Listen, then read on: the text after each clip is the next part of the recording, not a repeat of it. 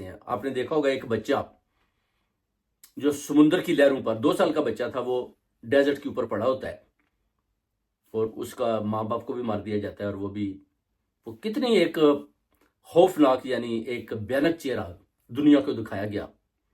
ابھی تک وہ تصویر دیکھ لیں لوگوں کے دلوں میں بیٹھی ہوئی ہے۔ اس طرح حضرت محمد صلی اللہ علیہ وآلہ وسلم نے بھی بتایا تھا کہ 2 خیموں میں یہ دنیا تقسیم ہو جائے گی۔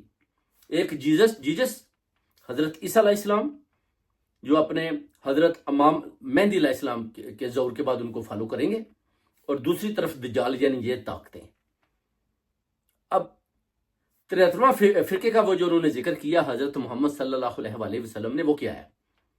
وہ کہتے ہیں کہ جب یہ 72 فرقے اکٹھے ہو کر اسلام کی ایک بہت خوبصورت شکل بنائیں گے اور مل کر ان دجالی طاقتوں کا مقابلہ کریں گے، تو وہ 73واں فرقہ ہوگا۔